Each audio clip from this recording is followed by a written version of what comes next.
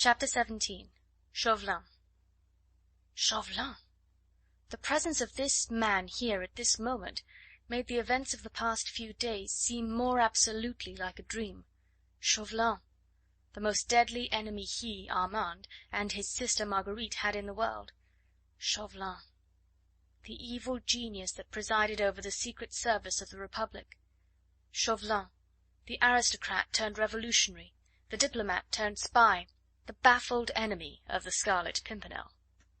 He stood there vaguely outlined in the gloom by the feeble rays of an oil lamp fixed into the wall just above. The moisture on his sable clothes glistened in the flickering light like a thin veil of crystal. It clung to the rim of his hat, to the folds of his cloak. The ruffles at his throat and wrist hung limp and soiled.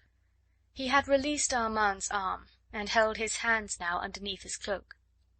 His pale, deep-set eyes rested gravely on the younger man's face. "I had an idea somehow," continued Chauvelin calmly, "that you and I would meet during your sojourn in Paris. I heard from my friend Heron that you had been in the city. He unfortunately lost your track almost as soon as he had found it, and I, too, had begun to fear that our mutual and ever enigmatical friend, the Scarlet Pimpernel, had spirited you away, which would have been a great disappointment to me." Now he once more took hold of Armand by the elbow, but quite gently, more like a comrade who is glad to have met another, and is preparing to enjoy a pleasant conversation for a while. He led the way back to the gate, the sentinel saluting at sight of the tricolour scarf which was visible underneath his cloak. Under the stone rampart Chauvelin paused. It was quiet and private here. The group of soldiers stood at the further end of the archway, but they were out of hearing, and their forms were only vaguely discernible in the surrounding darkness.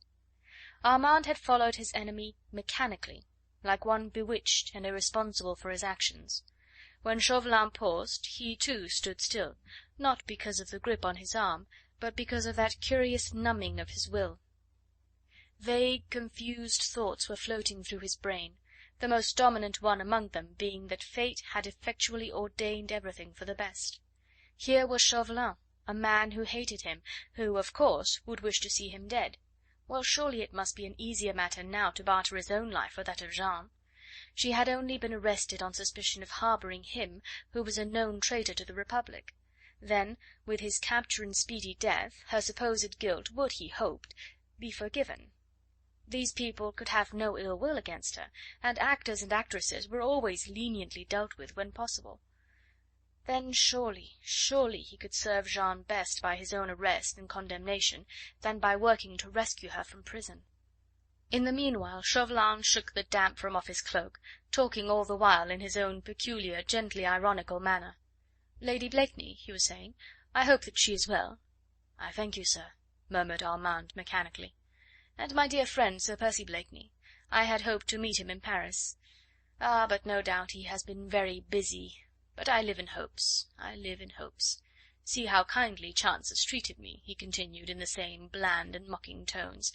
"I was taking a stroll in these parts, scarce hoping to meet a friend, when passing the postern gate of this charming hostelry, whom should I see but my amiable friend St. Just, striving to gain admission.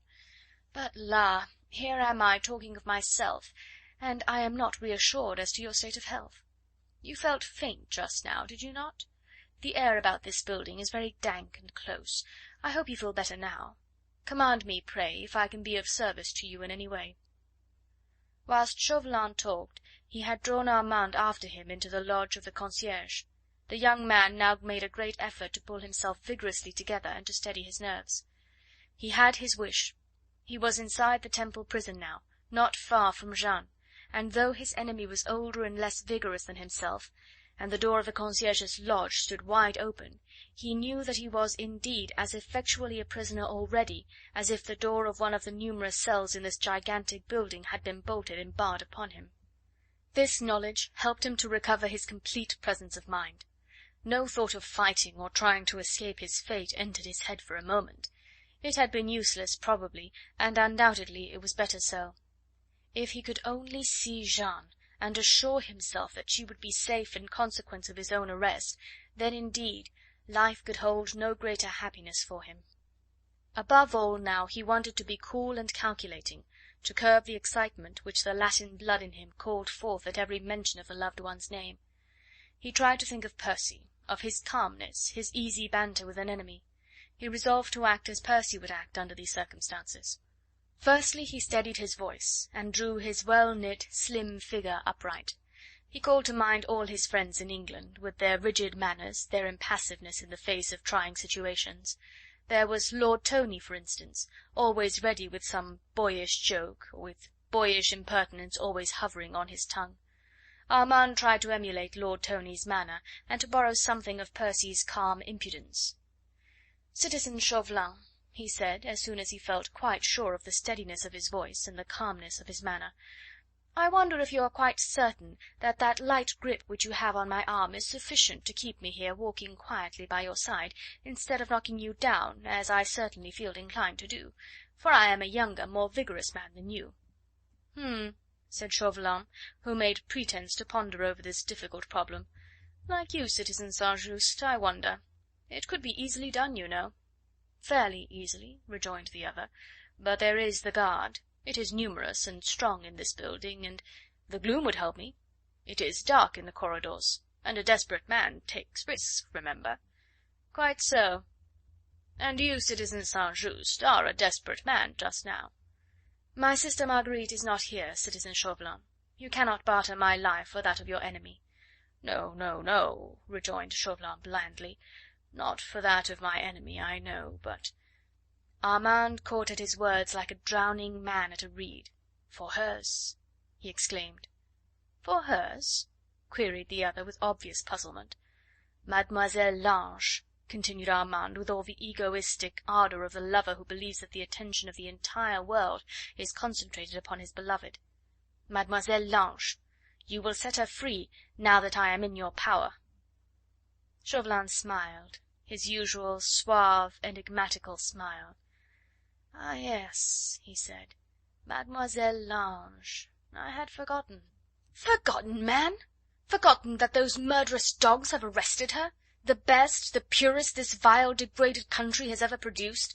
She sheltered me one day just for an hour. I am a traitor to the Republic. I own it. I'll make full confession. But she knew nothing of this. I deceived her. She is quite innocent, you understand? I'll make full confession, but you must set her free." He had gradually worked himself up again to a state of feverish excitement. Through the darkness which hung about in this small room he tried to peer into Chauvelin's impassive face. "Easy, easy, my young friend," said the other placidly. "You seem to imagine that I have something to do with the arrest of the lady in whom you take so deep an interest. You forget that now I am but a discredited servant of the Republic whom I failed to serve in her need. My life is only granted me out of pity for my efforts, which were genuine if not successful. I have no power to set anyone free." "Nor to arrest me now, in that case," retorted Armand. Chauvelin paused a moment before he replied with a deprecating smile. "Only to denounce you, perhaps. I am still an agent of the Committee of General Security." "Then all is for the best," exclaimed St. Just eagerly. "You shall denounce me to the Committee. They will be glad of my arrest, I assure you. I have been a marked man for some time.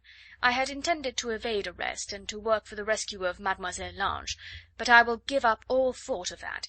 I will deliver myself into your hands absolutely. Nay, more, I will give you my most solemn word of honour that not only will I make no attempt at escape, but that I will not allow anyone to help me to do so. I will be a passive and willing prisoner if you, on the other hand, will effect Mademoiselle Lange's release." Mused Chauvelin again. "It sounds feasible." It does," rejoined Armand, whose excitement was at fever pitch. "My arrest, my condemnation, my death will be of vast deal more importance to you than that of a young and innocent girl against whom unlikely charges would have to be tricked up, and whose acquittal mayhap public feeling might demand. As for me, I shall be an easy prey. My known counter-revolutionary principles, my sister's marriage with a foreigner—" "Your connection with the Scarlet Pimpernel," suggested Chauvelin blandly. "Quite so. I should not defend myself." "And your enigmatical friend would not attempt your rescue?" "C'est entendu," said Chauvelin with his wonted blandness. "Then, my dear enthusiastic young friend, Shall we adjourn to the office of my colleague, Citizen Heron, who is chief agent of the Committee of General Security, and will receive your did you say confession? And note the conditions under which you place yourself absolutely in the hands of the public prosecutor, and subsequently of the executioner. Is that it?"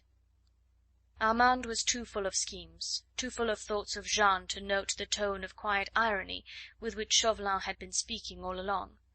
With the unreasoning egoism of youth, he was quite convinced that his own arrest, his own affairs, were as important to this entire nation in revolution as they were to himself. At moments like these it is difficult to envisage a desperate situation clearly, and to a young man in love the fate of the beloved never seems desperate whilst he himself is alive and ready for every sacrifice for her sake.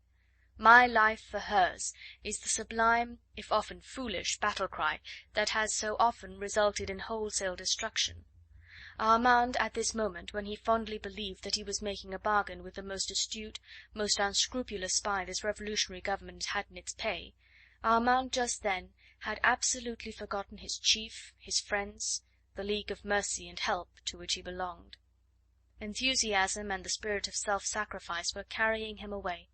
He watched his enemy with glowing eyes, as one who looks on the arbiter of his fate. Chauvelin, without another word, beckoned to him to follow. He led the way out of the lodge, then turning sharply to his left, he reached the wide quadrangle with the covered passage running right round it, the same which de Batz had traversed 2 evenings ago when he went to visit Heron.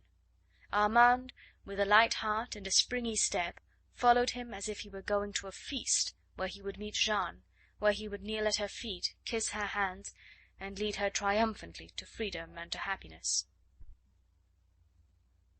End of chapter 17.